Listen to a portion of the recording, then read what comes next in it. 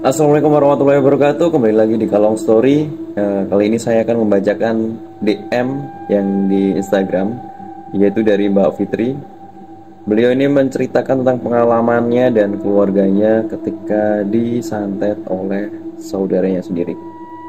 Jadi sebelum saya membacakan cerita dari Mbak Fitri ini, bagi teman-teman yang sedang mendengarkan podcast ini, jangan lupa untuk klik tombol subscribe dan nyalakan lonceng notifikasi. Gak usah lama-lama, kita langsung masuk aja ke DM-nya Mbak Fitri. Ini cerita pengalaman pribadi saya dan keluarga yang diganggu oleh hal-hal mistis, Min. Sudah 7 tahun lebih keluarga saya ini diambang kehancuran karena perbuatan orang lain yang melibatkan hal tak kasat mata. Ini berawal dari sekitar tahun 2000-an. Saya nggak tahu tepatnya tahun berapa. Yang saya ingat saat itu saya masih duduk di bangku sekolah dasar. Saat itu sepupu dari ibu saya datang ke rumah untuk minjem uang dari bapak. Alasannya, katanya dia tiap hari digebukin oleh suaminya. Bapak saya yang kasihan akhirnya memberi uang itu. Tapi ternyata orang itu malah kabur bersama laki-laki lain ke Pulau Jawa. Dan suaminya ini ternyata tahu kalau istrinya itu sebelum kabur sempat mendatangi rumahnya Mbak Fitri. Si suami itu datang untuk menuntut jawaban dari bapak saya tentang keberadaan istrinya. Padahal setelah diberikan uang oleh bapak saya itu, si bapak atau keluarganya Mbak Fitri ini sama sekali nggak tahu kemana pergi istrinya itu. Keluarganya Mbak Fitri ini baru tahu kalau istrinya pergi dengan laki-laki lain juga saat istrinya itu ditemukan. Dia hampir jadi TKW ilegal kalau nggak ditebus sama kakak iparnya. Setelah istrinya ketemu, kami nggak banyak komunikasi dengan keluarga mereka.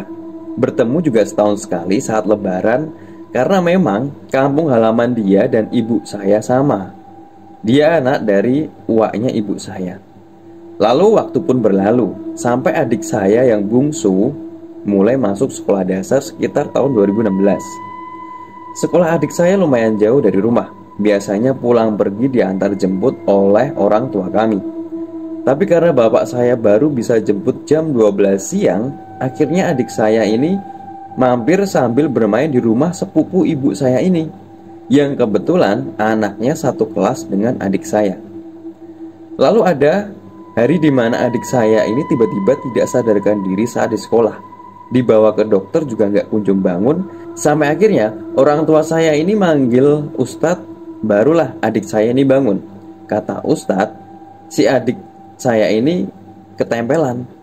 Kejadian itu sekitar pertengahan atau akhir di tahun 2016. Mulai dari kejadian itu, banyak hal di luar nalar terjadi di rumah kami. Dimulai dari nasi di rice cooker yang dimasak pagi, sore sudah basi. Semut yang memenuhi ember timba di sumur kami, bangkai tikus, bangkai cicak di tempat uap rice cooker, bau bangkai, bau tai. Hampir setiap hari kejadian-kejadian seperti itu terjadi. Bahkan pas lebaran, sajian kami semuanya basi padahal belum ada 24 jam. Ibu saya sakit-sakitan. Ada beberapa waktu yang bahkan rumah kami gak boleh sepi. Kalau sepi, ibu saya pasti nangis.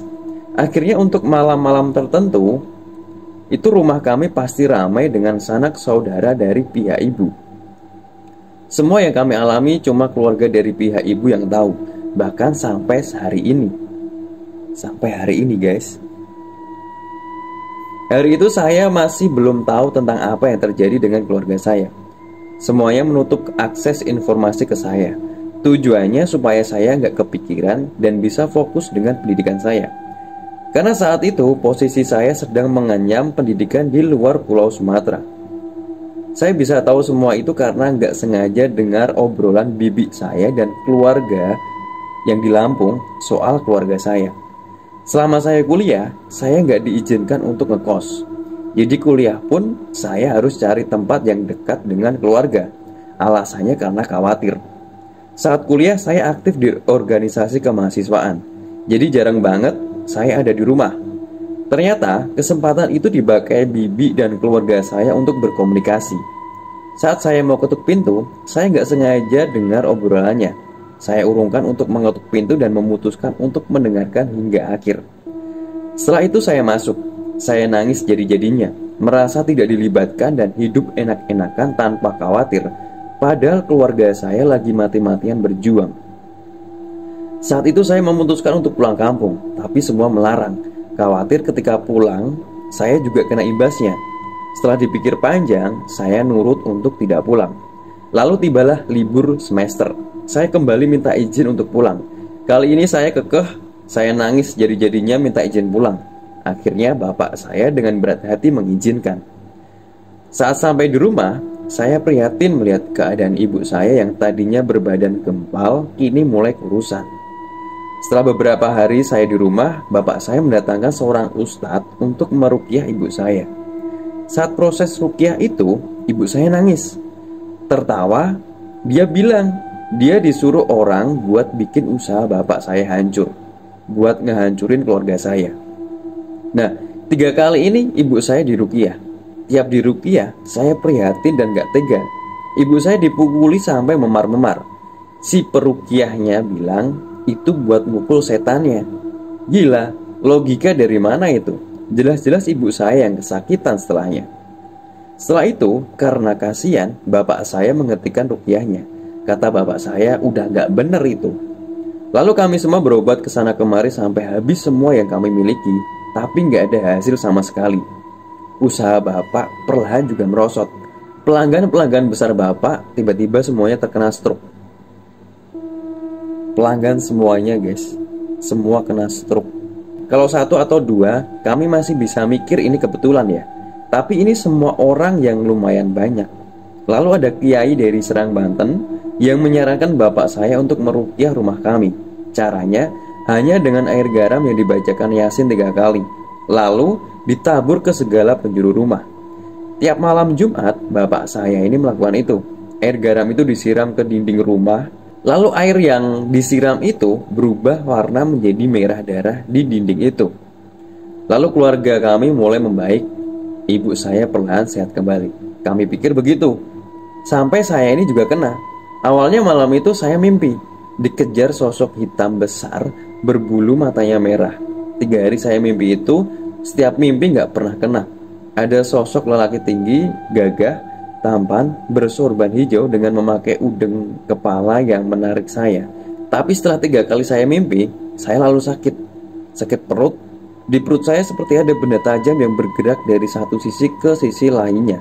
Rasanya begitu perih. Saat itu karena kondisi keluarga kami yang mulai kondusif, kami hanya berpikir sakit perut saya ini sebagai asam lambung.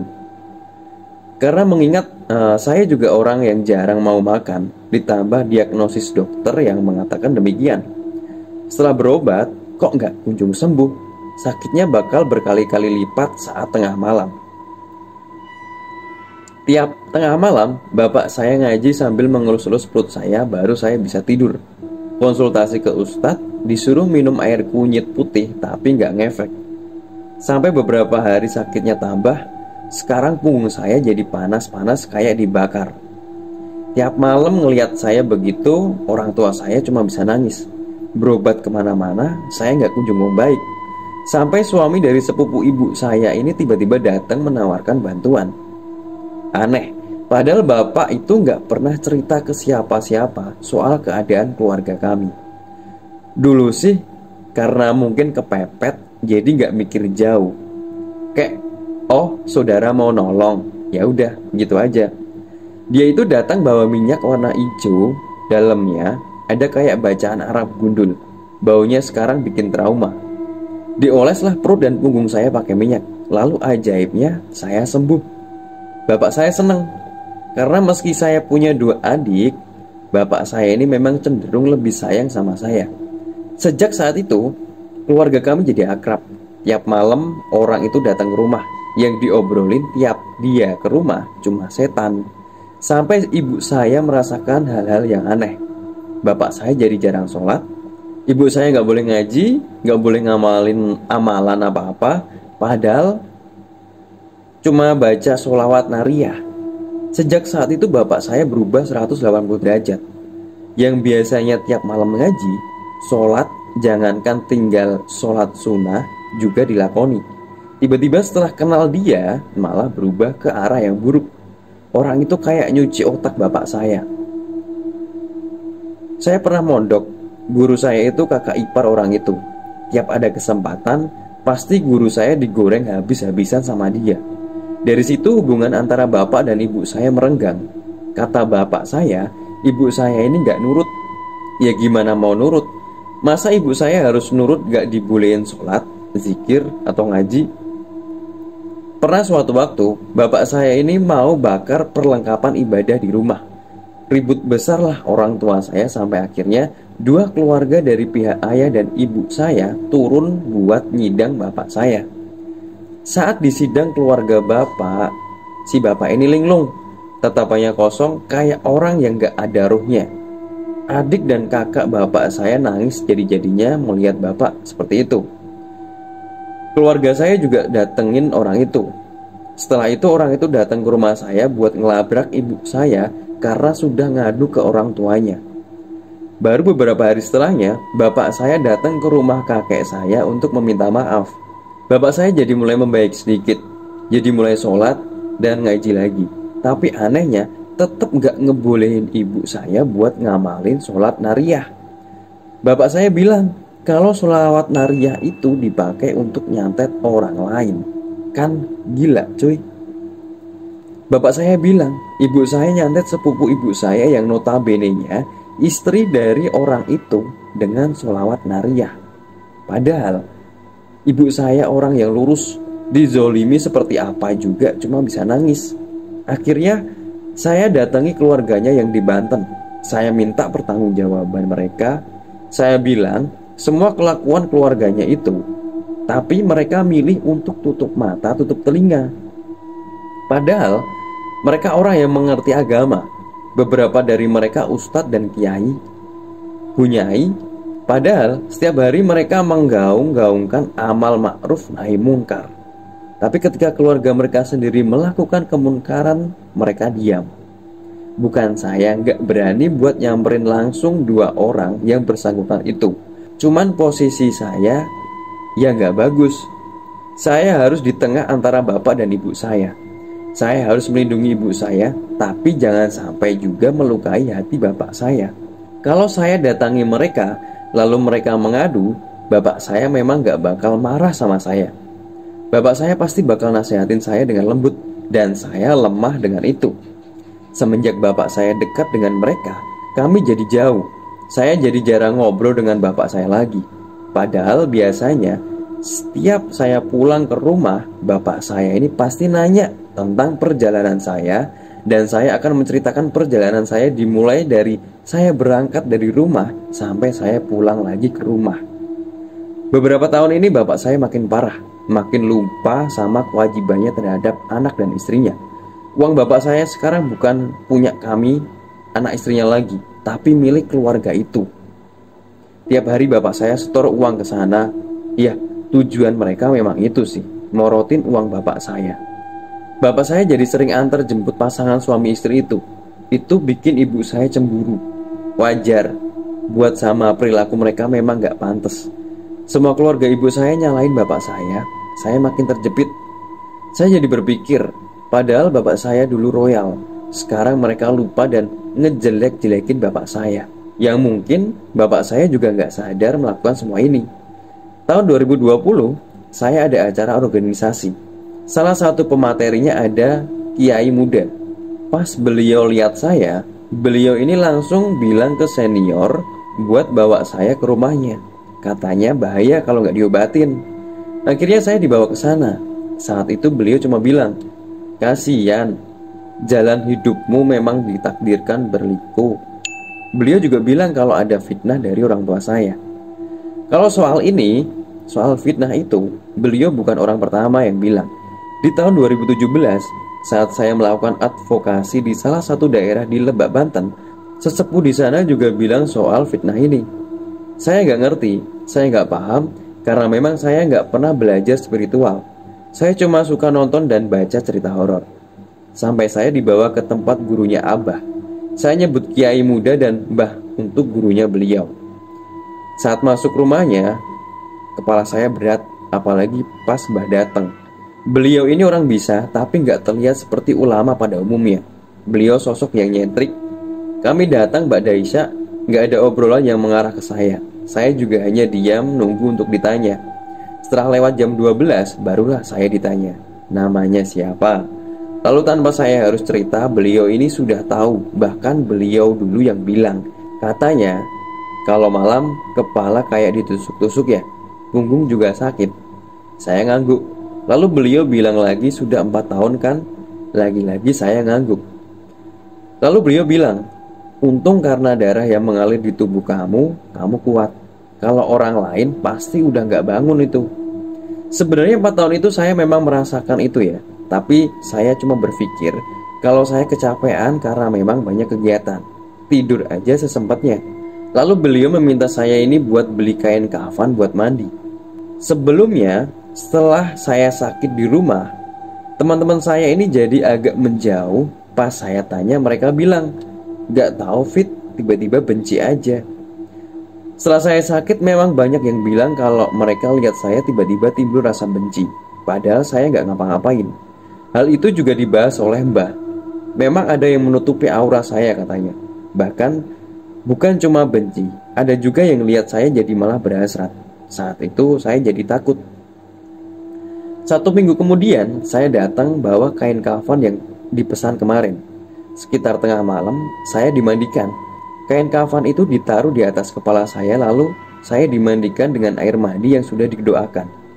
Setelah itu kepala saya udah gak pernah ngerasa kayak ditusuk-tusuk lagi. Punggung saya juga udah gak sakit.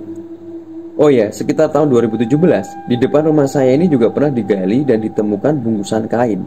Saya gak tahu apa isinya karena posisi saya tidak sedang di rumah. Harusnya saya itu dimandikan 3 kali, tapi karena satu dan lain hal, sampai hari ini saya belum dimandikan lagi. Tapi meski begitu, badan saya sudah jauh lebih enteng. Tapi saya ngerasa banyak hal yang gagal dalam hidup saya. Dulu sebelum saya lulus kuliah, banyak sekali tawaran pekerjaan yang datang. Anehnya, saya selalu nolak. Padahal sudah niat untuk menerima, tapi tiba-tiba nggak tahu kenapa saya jadi enggan lalu membatalkan. Terakhir 2023 lalu, saya kembali dapat tawaran di bank daerah. Posisi saya sedang di rumah.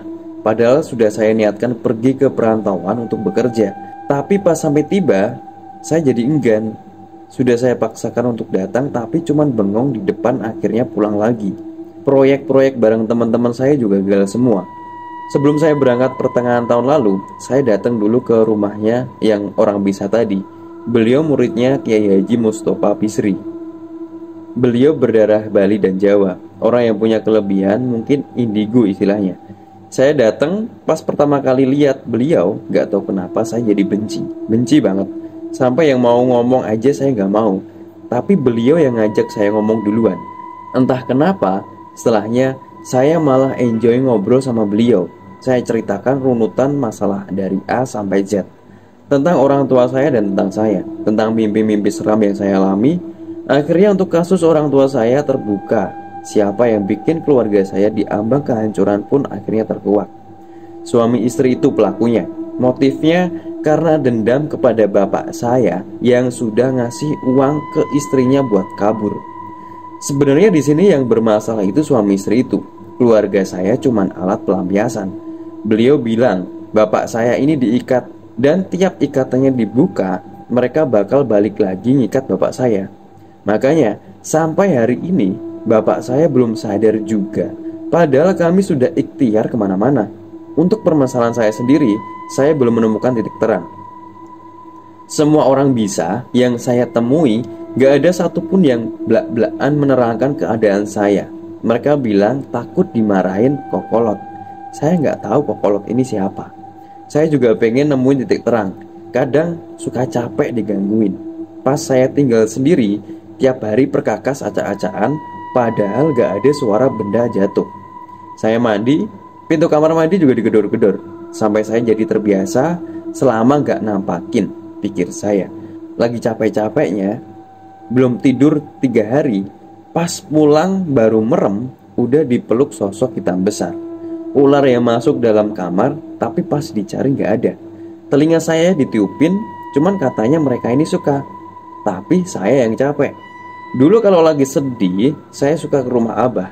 Kadang berangkat tengah malam, padahal rumahnya ngelewatin sawah dan kebun. Gak jarang, saya dan junior saya ini diketawain. Sekarang mau ke sana gak enak, jadi 2 tahun ini cuman saya pendem sendiri. Kalau ditanya, saya jawab. Kalau nggak ditanya, ya saya diem. Sebenarnya saya nggak tahu yang menimpa keluarga saya ini santet, guna-guna atau apa. Yang jelas, mereka ini selalu mau morotin bapak saya. Mereka juga mau bikin orang tua saya pisah. Tiap saya ketemu mereka, suka saya pelototin. Tapi mereka ini diem aja. Kalau mereka ngajak ngomong, pasti udah saya ocehin dengan brutal dan ugal-ugalan. Kadang-kadang mulut saya ini nggak punya filter kalau udah benci sama orang soalnya. Oh iya, bapak saya juga dikasih minyak, Min. Kalau nyium bau minyaknya jadi pusing dan mual. Pernah sama ibu saya minyak itu dibacain Yasin dan didoain. Malah ibu saya yang sakit. Terus ada uang kertas 100 ribuan yang ditulis Arab Gundul juga di dompet bapak saya. Setiap bapak saya punya uang pasti dikasih ke keluarga itu. Bulan lalu mereka jalan-jalan sekeluarga pakai uang bapak saya. Padahal saya dan adik saya ini belum nebus ijazah, tapi bapak saya nggak mikirin itu. Padahal dulu bapak saya ini ketat banget sama pendidikan kami. Sampai saya itu nggak habis pikir. Padahal anak pertamanya pegawai BUMN, gajinya besar, hidupnya hedon. Anak keduanya lulus kuliah langsung diangkat jadi PNS. Tapi ibu bapaknya nyari uang harus morotin keluarga orang lain. Di sini saya cuma mau cerita, tapi kalau memang layak, saya juga minta didoakan semoga keluarga kami bisa selamat dari cobaan ini. Bapak saya bisa sadar dan kembali pada kami. Jadi seperti itu guys, cerita pengalaman dari Mbak Fitri dan keluarganya. Kira-kira tanggapan kalian gimana? Apakah ini santet atau ini pelet? Karena di cerita tadi kan bapaknya Mbak Fitri ini diporotin kan. Tapi di sisi lain, keluarganya Mbak Fitri ini juga sakit-sakitan setelah bersinggungan dengan keluarga itu. Kalian yang tahu silahkan komentar di bawah. Jangan lupa subscribe, like, komen, dan share. Sekian dari saya. Wassalamualaikum warahmatullahi wabarakatuh.